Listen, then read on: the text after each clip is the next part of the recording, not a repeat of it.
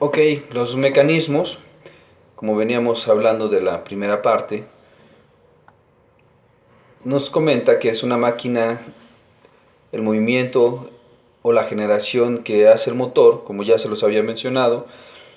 A menudo este motor proporciona el tipo de movimiento necesario. Los mecanismos son elementos y combinaciones de elementos que transforman la fuerza y los movimientos. Los engranajes, poleas, palancas, bielas y cigüeñales son mecanismos que permiten modificar la intensidad y la dirección en la que actúan las fuerzas. Los mecanismos pueden llegar a ser tremendamente complicados. Este es un pequeño resumen de lo que vimos en la primera parte, digo, hablando, y vamos a profundizar un poquito ahorita en algunos puntos que ya habíamos mencionado, pero es importante que ustedes vayan entendiendo lo importante que es, valga la redundancia, estoy siendo repetitivo con algunas palabras, de lo que es el motor, la fuerza, la transmisión, eh, el circuito, el efector final, al final la acción que debe determinar un mecanismo, ¿sí? Tipos de movimientos. La mayoría de la máquina tiene varios componentes que realizan movimientos. Estos movimientos pueden llegar a ser complejos, pero se pueden conseguir combinando cuatro básicos. ¿Cuáles son? Lineal, alternativo, rotativo y oscilante.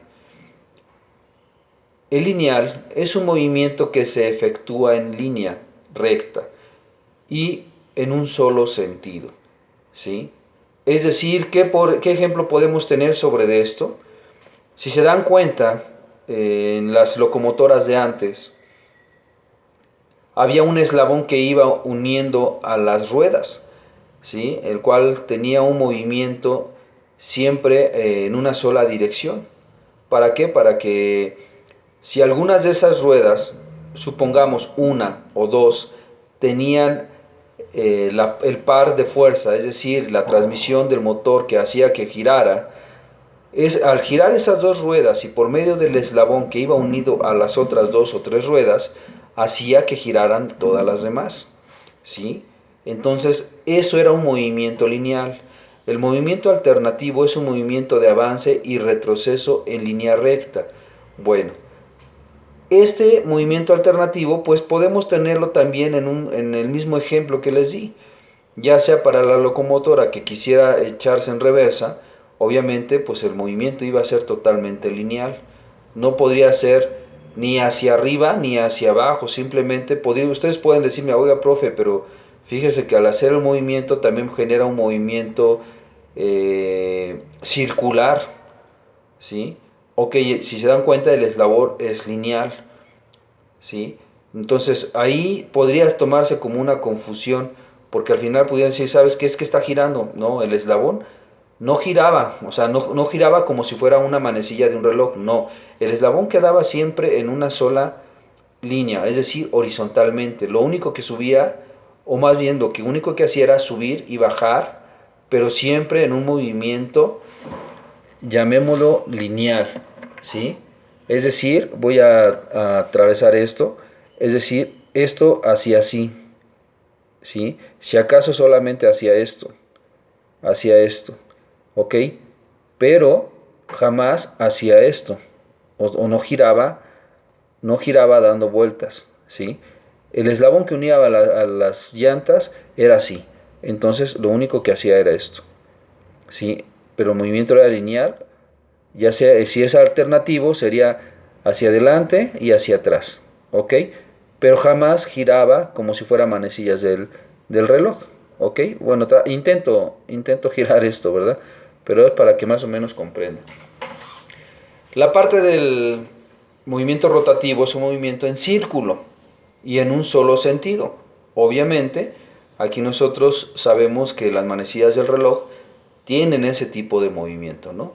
Claro que cuando nosotros ajustamos nuestro reloj, pues podemos retrocederlo o avanzarlo. El mismo mecanismo no nos permite, pero ya en un funcionamiento, llamémoslo así, automático, el movimiento rotativo que hace es en un solo sentido, ¿sale? El movimiento oscilante es un movimiento de avance y retroceso que describe un arco. El ejemplo más grande de esto, pues es un reloj de péndulo, ¿no?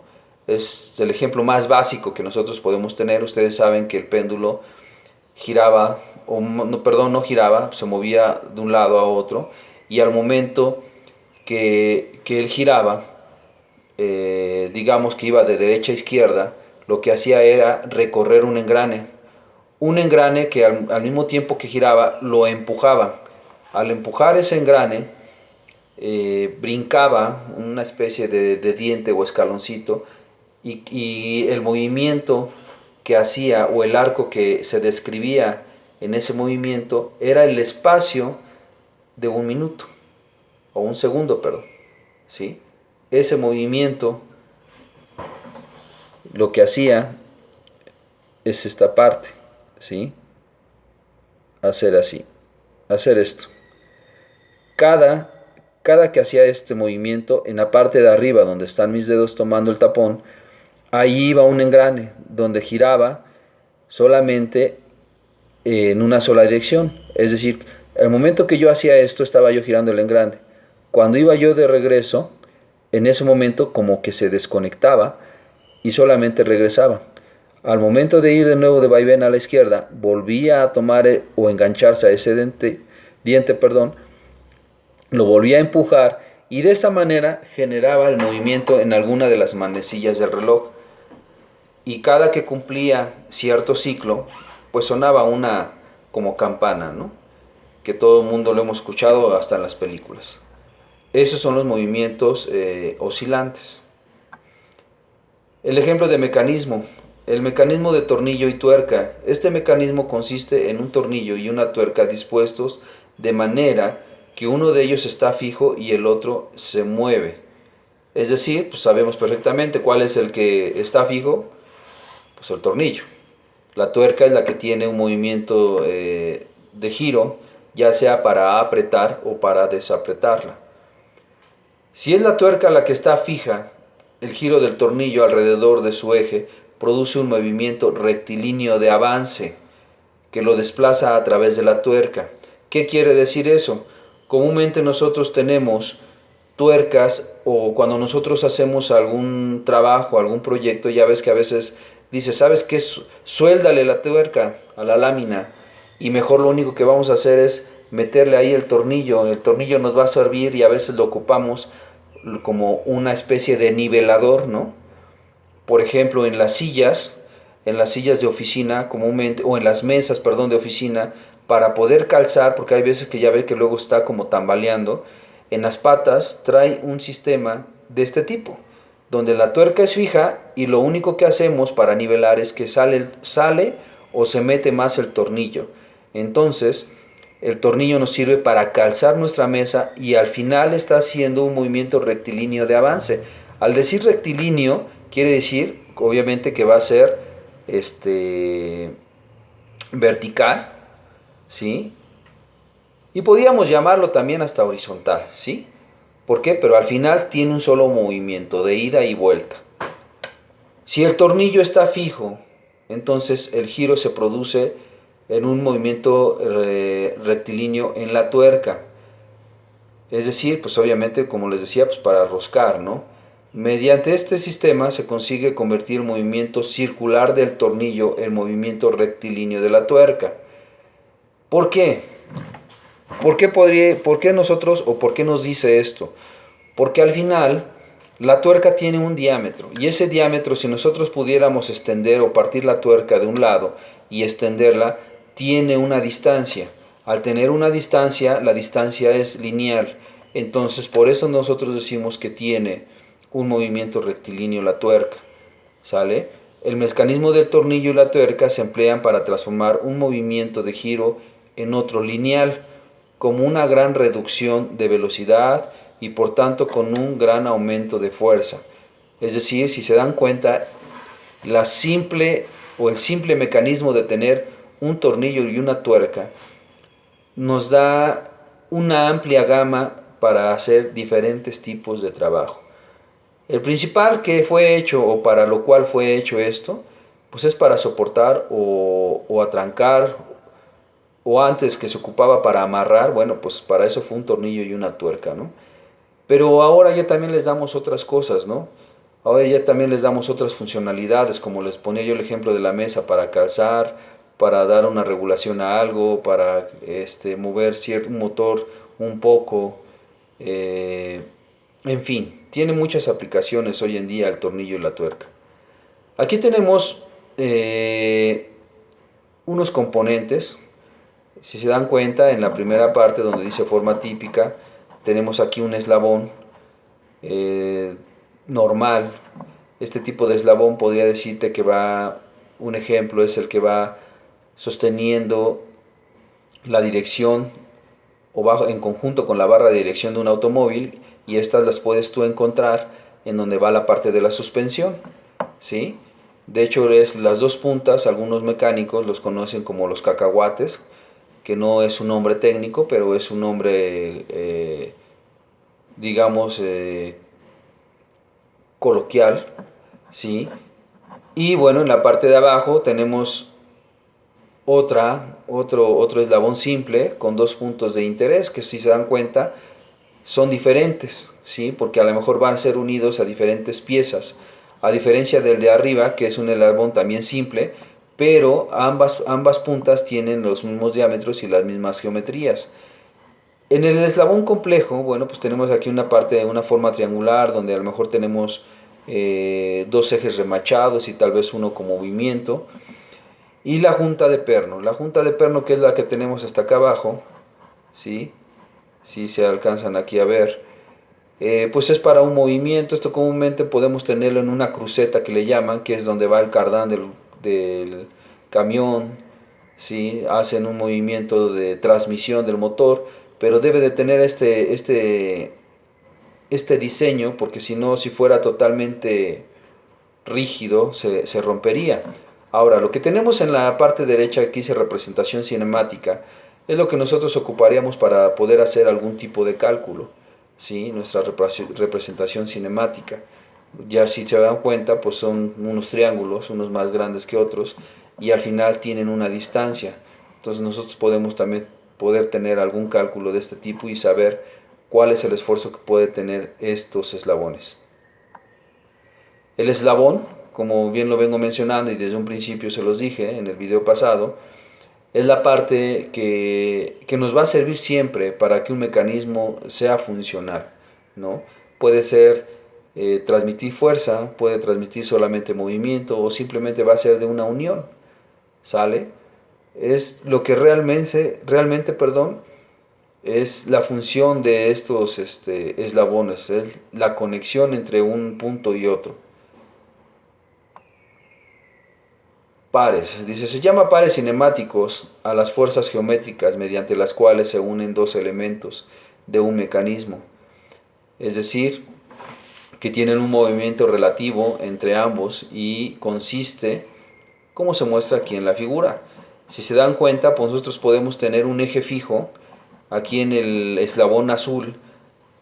Supongamos que el primer punto está fijo, y el eslabón que está uniendo al eslabón gris azul es de movimiento, es decir, ambos tienen movimiento, solamente que uno es fijo y el otro puede ser traducido a un movimiento a la hora que se extiende el eslabón gris. Este eslabón gris en su otra parte, no sé si alcancen a ver, sí, aquí en esta parte, aquí tiene una guía, es decir, aquí podemos tener una corredera, es decir, si el movimiento aquí, como lo marca esta flechita, está haciendo, se está retrayendo, ok, pero a lo mejor aquí nosotros tenemos un motor donde esté girando, cada que gira, entonces empuja. ¿Qué empuja? ¿Qué podemos tener ahí como ejemplo de que esté empujando? Ah, bueno, pues nosotros podemos tener ahí que a lo mejor sea un ducto de aire, donde cada que este eslabón gris se mueve sobre esta guía, está impulsando una cierta cantidad de aire, y esto lo podemos traducir a lo mejor en un horno de fundición. Cada que entra aire, pues obviamente eso genera más combustión para que se caliente un crisol. Esto puede ser un mecanismo aplicado en ese tipo de trabajos. Los pares inferiores, si se dan cuenta, aquí nosotros tenemos totalmente, nos está marcando, bueno, la imagen se ve un poquito borrosa, pero bueno, aquí en el punto A me indica que es fijo, está totalmente fijo. El punto o el perno A solamente es para que se dé un movimiento giratorio en sentido horario, ¿sí? Y es un pistón. Entonces, cada que este se menea, el punto B sube y baja, ¿no? Sube y baja, sube y baja. Y cada que baja, genera un movimiento rectilíneo, ¿sale? ¿Y qué hace? Pues parecido al otro, hace o empuja, ¿sí? Para que genere una combustión. Esto es un movimiento pensado o parecido a lo que viene siendo el pistón de un motor. No digo que el mecanismo sea idéntico, porque no lo es. Tiene una misma función, sí, sí tiene una misma función, pero está diseñado de otra manera. Los pares superiores, bueno, aquí nosotros podemos ver un eje de giro, como lo marca acá, ¿sí? Un eje de giro. Si se dan cuenta, el eje es lineal totalmente, es decir, no tiene ninguna deformación. Tiene, por ejemplo, aquí un punto donde está deteniendo, se detiene. Por ejemplo, aquí no se logra ver, pero este punto rojo o esta pieza roja comúnmente tiene en esta parte, eh, tiene en esta parte un, un pequeño orificio donde va un prisionero que hace que se sujete a la barra. La barra obviamente es la barra de transmisión que va dirigida con un motor y va a tener una rotación. Que es la oscilación del palpador, que aquí bien puede ser en un motor de automóvil, hay unas partes que se les llaman buzos, ¿sí? No es un nombre técnico. Pero bueno, lo que hace es que la forma que tiene esta parte azul, la leva, tal cual la leva, si se dan cuenta es un poco ovalada. Entonces cada que la leva sube o gira en conjunto con el eje va a girar normal. Siempre va a ser, como ustedes lo ven, redondo, tal cual. Lo que va a hacer, si ustedes quieren, la deformación de ese círculo o de ese giro, va a ser la leva. ¿Por qué? Por su diseño que se tiene aquí. Y esta a su vez va a hacer que se mueva este palpador. Aquí tenemos simplemente un palpador, pero realmente puede ser, como les repito, un mecanismo. Y nosotros podemos tener varias de estas. Estas, si nosotros las ponemos en diferente forma, obviamente gracias al prisionero que nosotros vamos a tener en esta pieza, podemos girarlas de manera que no todas se parezcan, es decir, que tengan una forma distinta. Entonces, ¿qué va a hacer? Nosotros vamos a poder tener que una leva, al momento que gira, impulsa esta, pero esta se queda abajo. Cuando esta baje, esta sube, y entonces va a estar haciendo esto, ¿sí? Va a estar haciendo esto. ¿Por qué? Por la misma forma que tiene las levas. Y tal vez sea una forma de actuar o de generar una acción. Nos puedan servir ese tipo de mecanismos. La movilidad y número de grados de libertad. Este punto es importante hoy en día y sin duda los grados de libertad se ocupan en la parte de la robótica. ¿Sí? Recordemos que el robot te dicen cuántos grados de libertad tiene el robot. Y eso es algo que sin duda va a quedar de tarea. Quiero que me investiguen cuántos grados de libertad tiene un robot, por qué se le llama tal cual un grado de libertad y qué es el efector final. ¿Sale? Entonces, ahí les dejo esta diapositiva así y yo espero que me investiguen bien. Yo espero que no solamente de eso, sino también necesito que me digan los grados de libertad que puede tener algunos otros tres mecanismos distintos, ¿sale? Tres mecanismos distintos, cuántos grados de libertad pueden tener, por qué y qué acción van o se determinan con esos mecanismos, ¿sale? Pues hasta aquí llegamos, chicos, con este video y espero sus trabajos. después de que vean este video, ahí les haré llegar en el tablón cuándo espero sus trabajos y qué espero de estos videos. Cuídense mucho, chicos, y pónganse a trabajar. Saludos.